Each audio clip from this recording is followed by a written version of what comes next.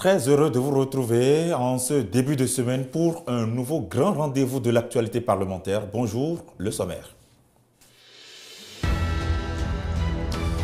La France et le Bénin se donnent la main pour une meilleure coopération bilatérale au plan parlementaire. Une délégation de parlementaires français était dans les murs du palais des gouverneurs la semaine dernière. Dans ce sens, avec l'administration de l'Assemblée nationale du Bénin, plusieurs sujets ont été examinés en vue du renforcement des liens.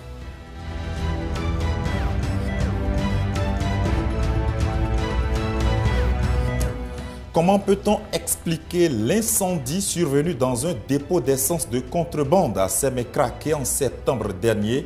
Et comment le gouvernement a-t-il géré la situation? Ces questions ont été adressées au gouvernement qui a dépêché le ministre de l'Intérieur et de la Sécurité publique pour y répondre ce jeudi. Une séance de questions au gouvernement qui a permis d'examiner plusieurs autres sujets.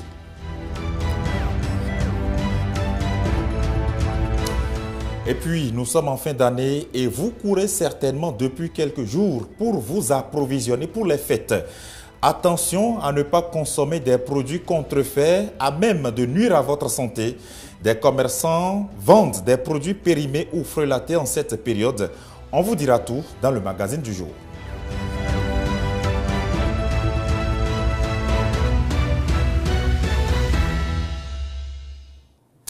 Bienvenue à chacun et à tous. Au début de ce journal, il faut dire qu'Abidjan a été pris d'assaut la semaine dernière par les députés et sénateurs du continent africain.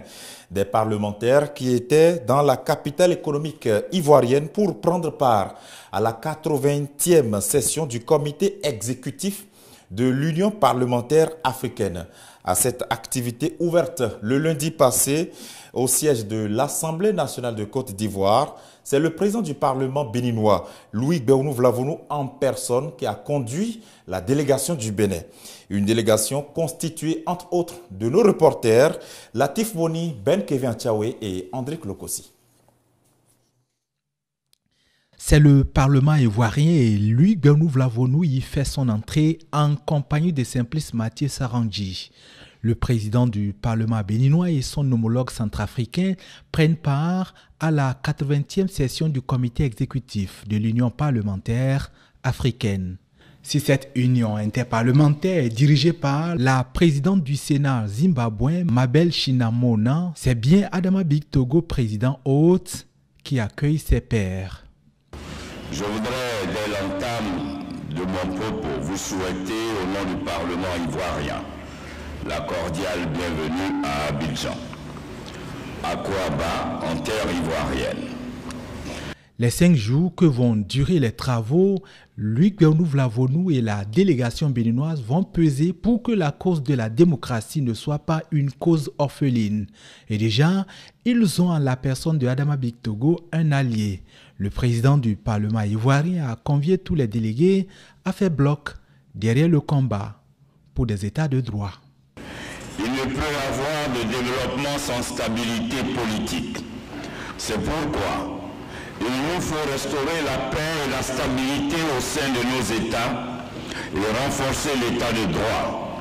Il s'agit d'exigences que nous ne saurions contourner, mais que nous devons plutôt traiter avec diligence.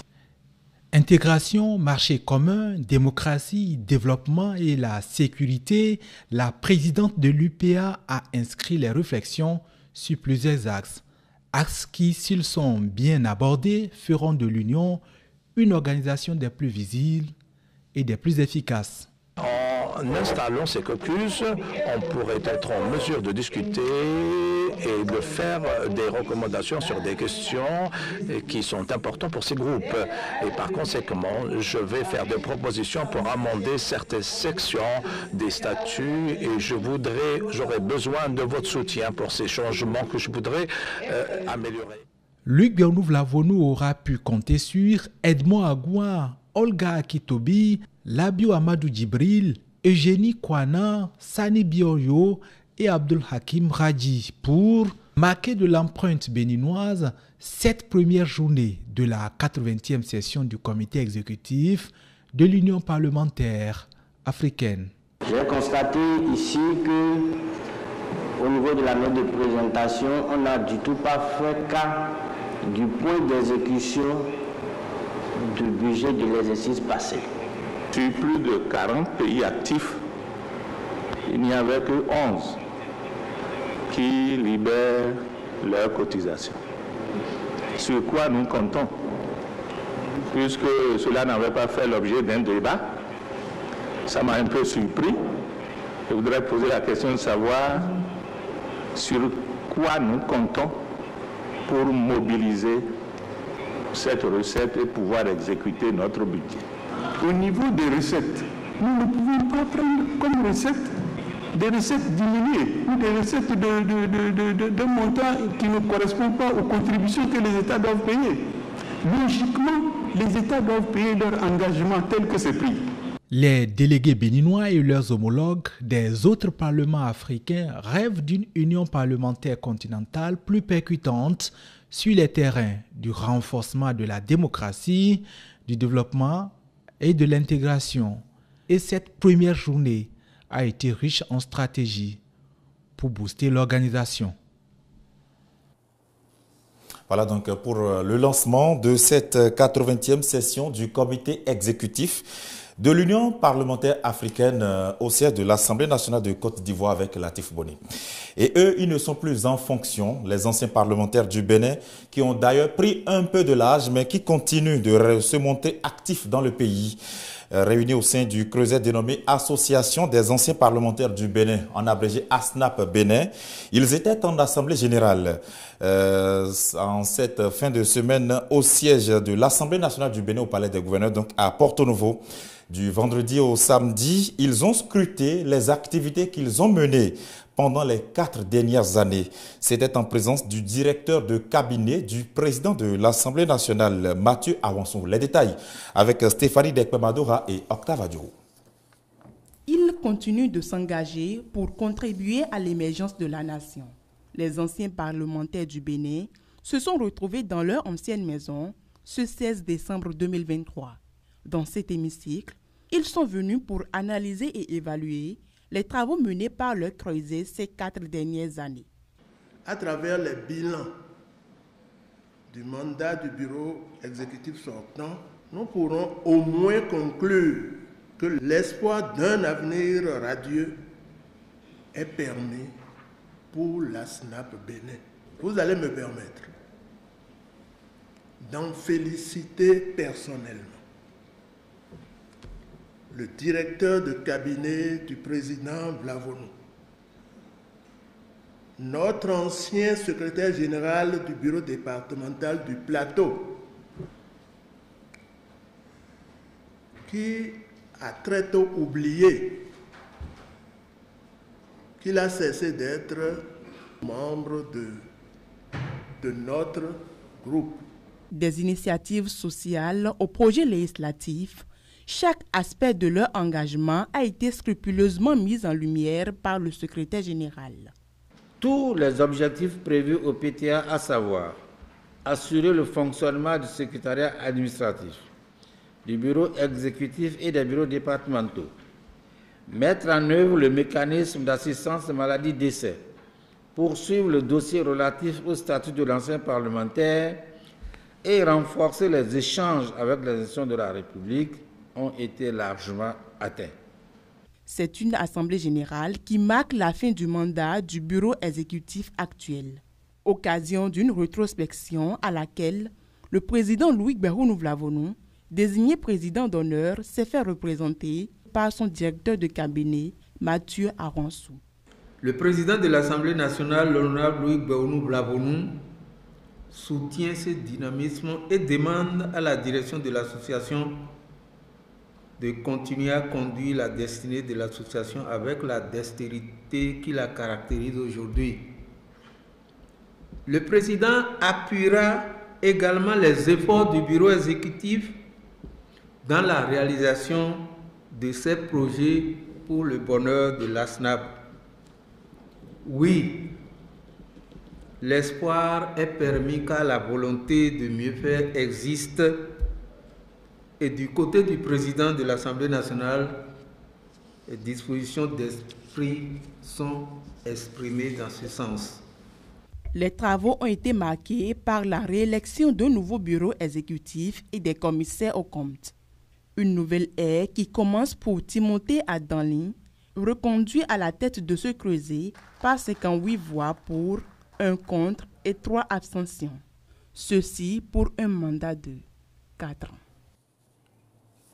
Et j'ai commencé à vous en dire un mot dans les titres. Les parlements béninois et français réchauffent leurs liens pour de meilleurs partenariats dans le futur. Une délégation de parlementaires venus de France a séjourné au Bénin la semaine dernière avec au menu des séances de travail conjointement tenues avec l'administration parlementaire du Bénin. Des questions d'expertise technique liées à la diplomatie parlementaire, à la gestion administrative et financière ont été développés, entre autres. Le point avec Océane Amosso. 2 jours d'échange et de partage de connaissances entre l'administration parlementaire française et celle béninoise. Au menu des échanges, plusieurs sujets tels que l'accueil des députés à l'ouverture des sessions parlementaires et bien d'autres. C'est le secrétaire général administratif de l'Assemblée nationale du Bénin qui accueille les visiteurs. À partager et beaucoup de choses ensemble. Et dans cette dynamique, je voudrais vous dire que conformément au programme qui a été établi, et nous avons déjà fait un travail en amont pour voir au niveau des différentes entités de l'administration parlementaire quels sont les besoins de nos collègues et les besoins qu'on pourrait vous soumettre. Donc, vous voyez dans le cadre de ce partenariat que nous allons bien entendu formaliser. Au terme des travaux, les administrations des 2 parlements devraient sceller un partenariat dans des domaines précis. Plusieurs objectifs sont donc poursuivis, comme en témoigne ici le chef des divisions de coopération et des questions bilatérales du Parlement français. Il y avait 2 objectifs. Le premier objectif, c'était des échanges techniques avec nos collègues de l'Assemblée nationale du Bénin pour parler de différents sujets d'expertise technique sur des questions liées à la diplomatie parlementaire, à l'activité législative, au fonctionnement des services législatifs, à la mise en place d'une nouvelle législature sur le plan technique, également à la question de la gestion administrative et financière, aux questions de communication également. Voilà. Ça, c'était le premier objectif. Et le deuxième objectif, c'était de réfléchir, de discuter ensemble sur les modalités de partenariat à venir entre nos 2 assemblées, nos 2 administrations en particulier. J'en retiens un accueil excellent, très amical, mais également de très grande qualité, des échanges extrêmement intéressants, où on a appris mutuellement. Moi, je rentre en France avec beaucoup de nouvelles idées que nous pourrions développer de notre côté. J'en suis très reconnaissant envers nos collègues béninois. Et puis également avec la perspective de travailler davantage ensemble, d'accroître les échanges entre nos deux administrations. Le secrétaire général administratif, premier responsable et patron de l'administration parlementaire béninoise, a remercié les collègues du Parlement français pour la visite et en a profité pour soumettre quelques besoins en faveur de l'administration parlementaire béninoise. Cette visite, qui a commencé le jeudi 14 décembre, s'est achevée le vendredi 15 décembre 2023. La création de la zone industrielle de Glodjibé est un projet que porte le gouvernement béninois depuis quelques années afin de promouvoir la transformation de certaines matières premières sur place. Ce jeudi 14 décembre 2023, le gouvernement était face aux députés de la 9e législature qui voulaient en savoir davantage sur l'étendue de ce projet. C'était à l'occasion d'une séance plénière consacrée à l'examen des questions au gouvernement. Le compte rendu avec Saturne Diosso. Quelles sont les perspectives de développement de la zone industrielle GDIZ Glodjibé de Zé en ce qui concerne l'emploi des jeunes et des femmes? Une série de questions du député Nestor Noutaï pour mieux cerner l'étendue de Glodjibé Industrial Zone GDIZ, un des fleurons que le gouvernement du Bénin entend développer pour permettre la transformation sur place de certaines matières premières. En face, la ministre de l'Industrie et du Commerce pour éclairer l'Assemblée nationale. La GDIZ est donc une zone industrielle intégrée et axée sur la création de florissantes chaînes de valeur allant de l'approvisionnement en matières premières, en passant par la transformation des ressources, jusqu'à l'exportation de produits finis. Elle vise à fournir aux investisseurs une passerelle pour intégrer le paysage africain en mettant à leur disposition des infrastructures et en créant un environnement propice aux affaires. La géolocalisation de la zone est stratégique et des infrastructures sont développées tout autour pour faciliter le transport, la commercialisation et l'exportation des produits qui sortiront, explique la ministre qui fait l'état des lieux. La G10 compte aujourd'hui 36 investisseurs qui ont déjà signé un contrat de réservation de parcelles avec CIPI Bénin. 10 usines sont complètement achevées, 20 sont en cours de construction et 6 industries sont dans le processus d'obtention de leur agrément. CIPI Bénin est en discussion commerciale avec 14 autres investisseurs qui sont en attente de signer un contrat de réservation pour s'installer dans la zone. La G10 révèle le modèle béninois ainsi que les ambitions du développement du gouvernement. Ceci a été confirmé le 4 octobre 2023 lors de la célébration de la 5e journée mondiale du coton, où parmi les 8 pays objets de comparaison, le Bénin était le seul pays disposant d'une zone intégrée de transformation en matière de chaîne de valeur. Sur l'utilité de la zone, l'unanimité est faite au sein des députés. Les craintes exprimées par certains, les apports dans d'autres interventions sont comme une invite au gouvernement à prendre toutes les précautions pour l'émergence de cette zone. Que ces sociétés qui seront nationales soient de taille importante pour que les nationaux puissent y faire également des affaires, au-delà de la promotion, de la production, que la commercialisation soit également chose facile dans notre pays. Nous avons déjà vu plusieurs industries ici, Coteb, Sonacog, ou bien on les a créées, on a chanté, mais toutes ces industries-là sont mortes, faute de stratégie, faute de marché en amont ou en aval. Voilà pourquoi, pour ce qui me concerne, je ne suis pas rassuré. Ce n'est pas le nombre de milliards qu'on met dedans qui pose problème, non. Mais c'est la stratégie qu'on a définie en arrière. Il faut informer notre jeunesse qui pense qu'il faut aller chercher du travail dans la cybercriminalité.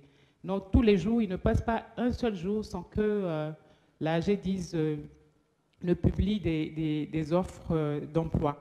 S'il vous plaît, tenez un bulletin qui informe la jeunesse pour dire qu'il y a des occupations saines sur cet espace-là. Pour la représentation nationale, tout doit être fait pour que Glodjigbe Industrial Zone reste attractif pour les investisseurs et pour la valeur ajoutée aux matières premières produites au Bénin.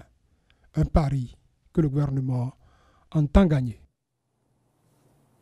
De même, les conditions de construction et de gestion de Sofitel Marina Hotel de Cotonou préoccupent également les députés de la 9e législature.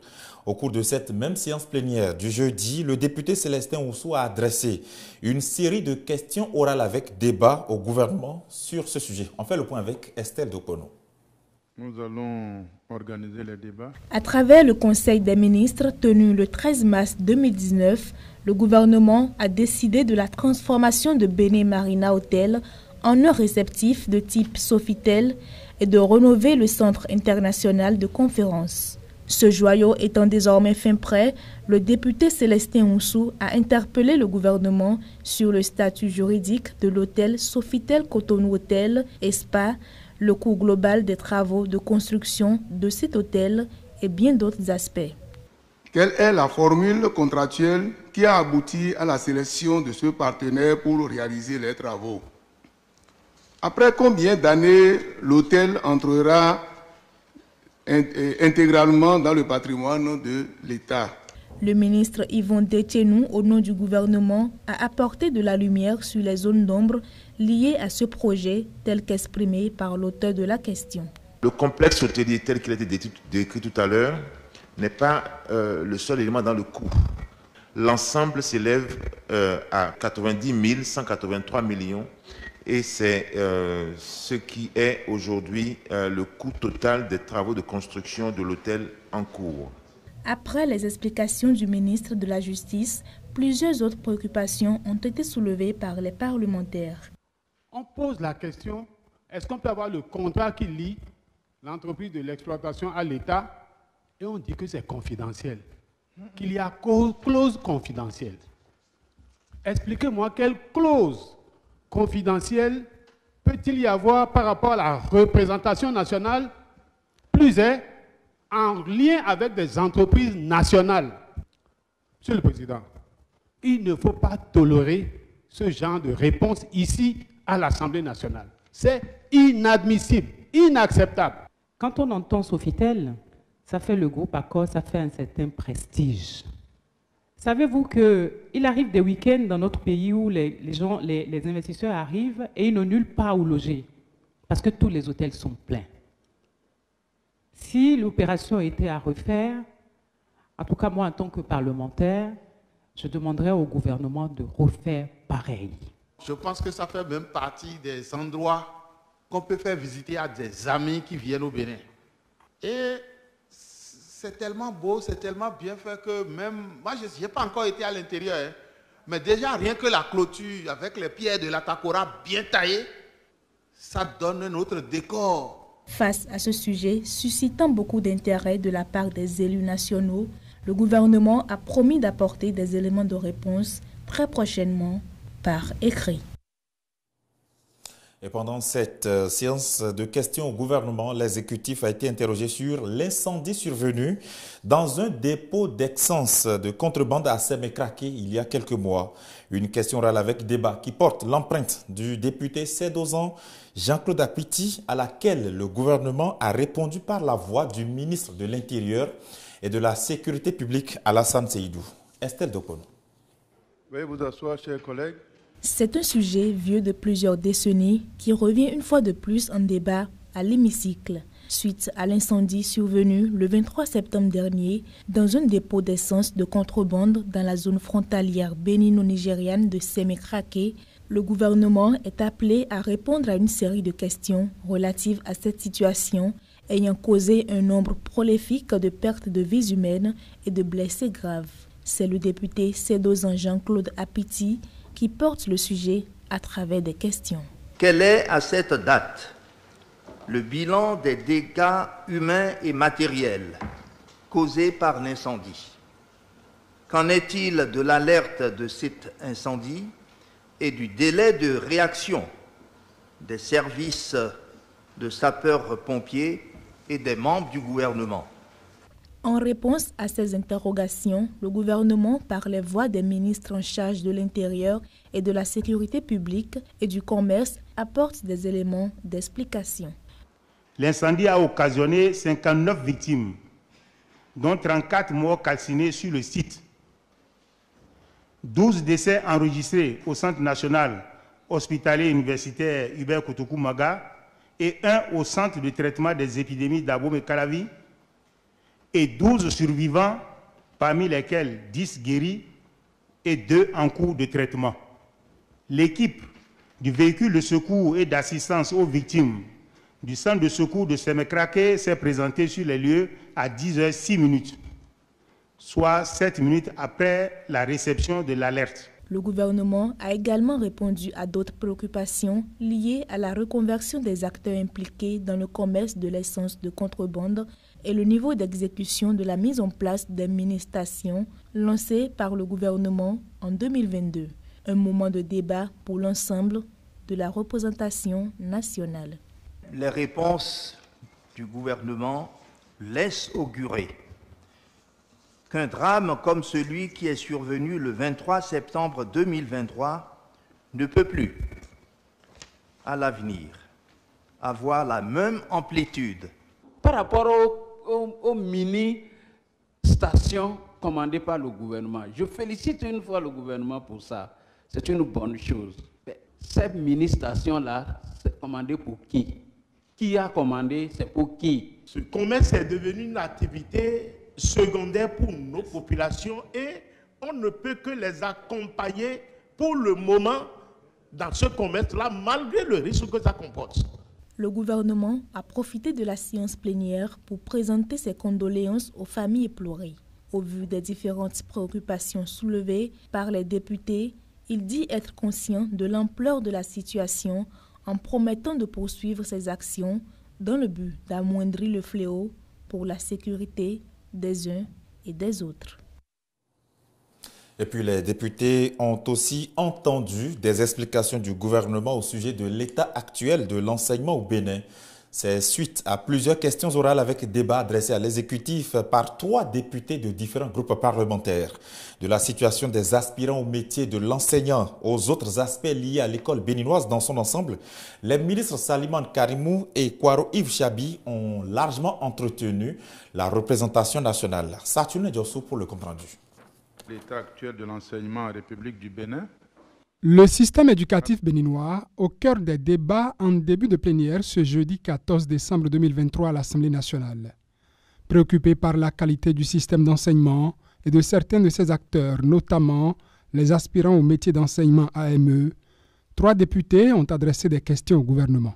Comment pensez-vous que les écoles normales des instituteurs ENI puissent former de vrais maîtres à l'instar des écoles normales de William Ponty et de Rufisque, quand on sait qu'elles ne disposent pas de formateurs qualifiés et permanents? Comment le gouvernement explique-t-il la différence de salaire entre les AME et les enseignants contractuels qui pourtant exécutent moins d'heures? De quels avantages sociaux bénéficient les aspirants au métier d'enseignant AME? Pour éclairer la représentation nationale, le ministre des enseignements maternels et primaires et celui des enseignements secondaires techniques et de la formation professionnelle. En dépit des contingences endogènes et exogènes, l'école béninoise fait son petit bonhomme de chemin. Les orientations adoptées dans la conduite de la politique éducative prennent leur essence dans la volonté manifeste de faire de l'éducation le réel moteur de développement et vise à répondre aux besoins du marché du travail et de l'économie. Les AME bénéficient de nombreux avantages sociaux. Je peux citer entre autres 1. Rémunération sur 9 mois dès 2019-2020 et sur 11 mois depuis 2022-2023. 2. Protection sociale avec totale prise en charge des cotisations sociales par l'État. Il faut préciser qu'aucune part ouvrière n'est prélevée sur la rémunération des AME. Le temps de service actuel des AME sera donc comptabilisé comme temps de travail effectif pour bénéficier des allocations sociales. 3. Prise en charge médicale délivrée par le chef d'établissement avec fiche de paie délivrée par la NPE directement sur chaque compte en ligne des AME. Des explications du gouvernement qui ont suscité diverses réactions des députés. Monsieur le ministre, je voudrais vous dire d'entrée de jeu que les collègues aspirants vivent une injustice à nul autre pareil.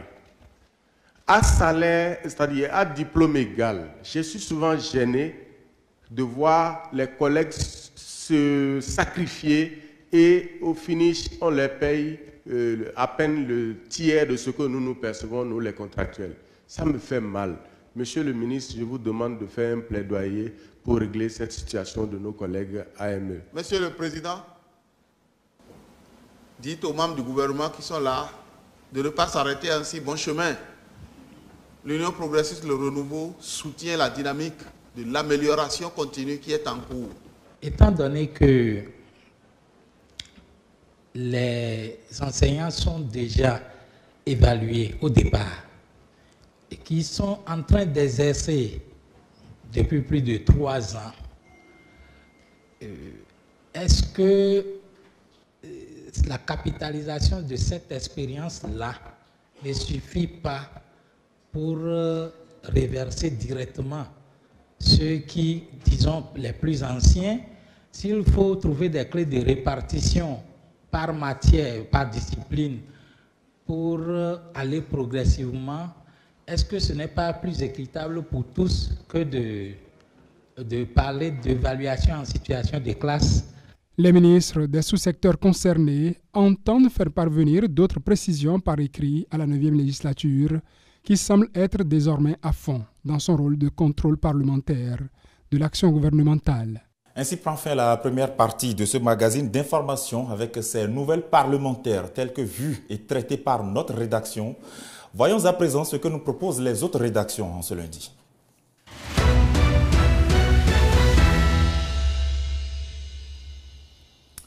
Dans la presse, en ce lundi 18 décembre, nos confrères font le bilan de la visite du président de la République en Martinique. Patrice Talon, qui se prépare d'ailleurs à délivrer son message sur l'état de la nation devant la représentation nationale ce jeudi 21 décembre.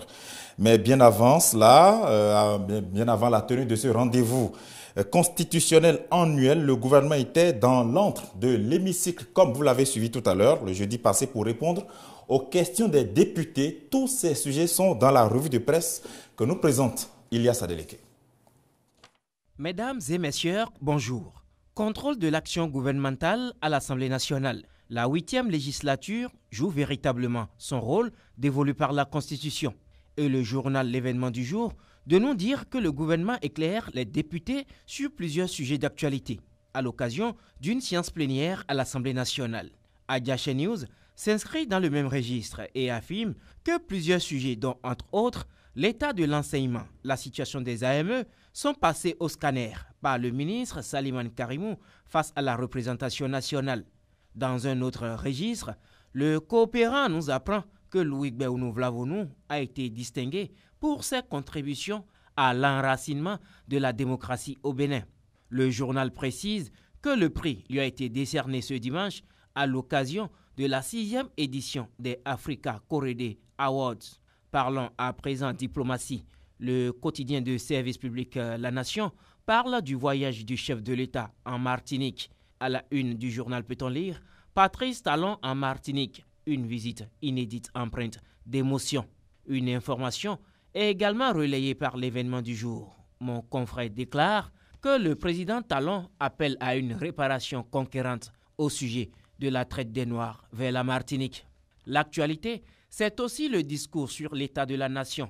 Diakpata nous dit que Talon sera face aux députés ce jeudi. Parlons à présent de la réforme du secteur de la décentralisation au Bénin. Le potentiel placade à la une de son journal. SE, un fauteuil d'enfer et de mort dans les mairies. Le journal détaille dans ses colonnes. Ils sont pris en tenaille de partout et de tous les côtés dans les mairies au Bénin. Les secrétaires exécutifs frôlent chaque jour la mort. La réforme a induit une séparation des fonctions techniques et des fonctions politiques. Les hommes hyper puissants d'hier de la gouvernance locale sont devenus faibles. Fin de citation. Une actualité qui intéresse l'affiche du jour qui évoque la mort subite de la secrétaire exécutive de la mairie de Banté.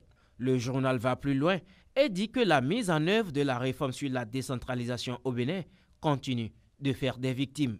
Contrairement à ses autres collègues qui ont été révoqués ou qui ont démissionné, elle a plutôt perdu la vie dans l'exercice de ses fonctions, précise le journal. Ils l'ont tuée, s'exclame la boussole, qui parle d'un décès tragique. Fin de cette revue de presse. À demain.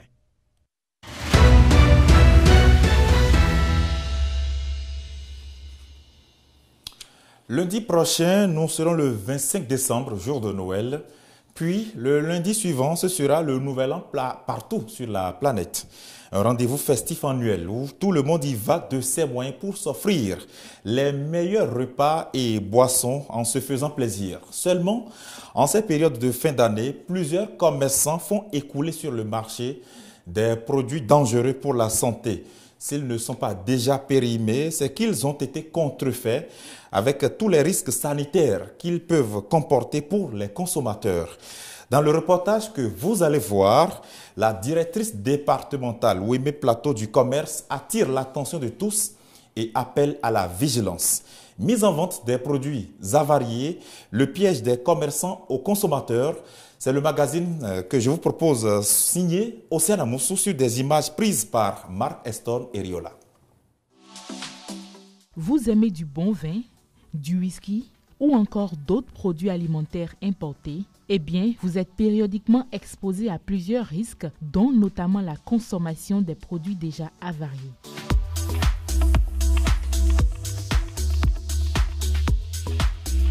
Les produits avariés sont des aliments ayant subi une dégradation importante qui les rend impropres à la consommation. Ce sont des produits dont la date de péremption mentionnée est dépassée, mais pas seulement.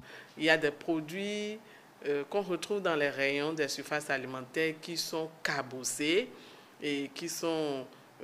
la date n'est pas encore expirée, mais vous allez voir que l'emballage est peut-être ouvert de façon ou bien que le produit lui-même a subi un choc. Donc ce sont tant de produits que nous qualifions de produits impropres à la consommation dès qu'ils se présentent dans cet état. La période de pointe où le risque est plus élevé est la fin d'année civile. Face à ces genres de situations, le ministère de l'Industrie et du Commerce mène des opérations de sensibilisation, voire de répression contre ce phénomène. Nous sommes déjà sur le terrain et nous allons garder le cap jusqu'en fin janvier. C'est la routine chez nous au ministère de l'Industrie et du Commerce. Donc, depuis lundi, nous sommes sur le terrain et nous sillonnons. Nous avions un protocole de contrôle. Nous sommes sur le terrain, pourquoi? Pour contrôler. Donc, nous faisons des sorties inopinées sur tout ce qui est surface alimentaire pour contrôler les produits impropres à la consommation dès qu'on remarque que ces produits sont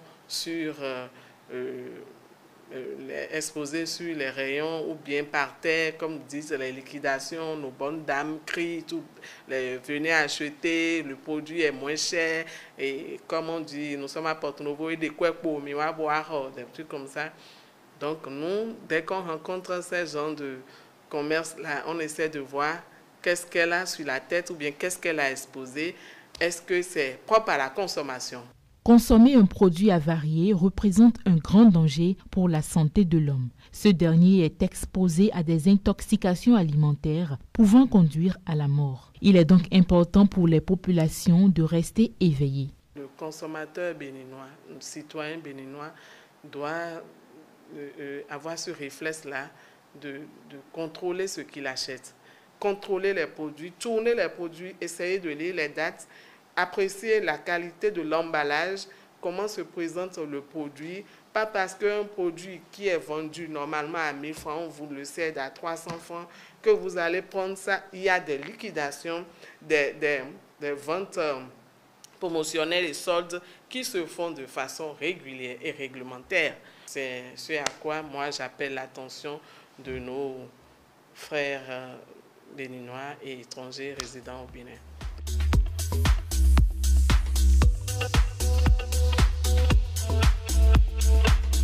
La liquidation des produits alimentaires de façon périodique et surtout en période de fin d'année n'est pas interdite en République du Bénin. Cependant, la vente des produits impropres à la consommation est strictement réprimée par la loi. Pendant ces temps de fête, les populations doivent redoubler de vigilance car, dit-on, la prudence est mère de sûreté. Voilà, attention, vigilance à tous en cette période de fin d'année pour ne pas consommer des produits avariés. Et ce qui n'est pas avarié, c'est notre session d'information sur Téléhémicycle que je vous remercie d'avoir suivi. Ça a peut-être été très long, mais c'est justement en fonction de la densité de l'actualité parlementaire. Merci de votre fidélité à nos programmes. À demain.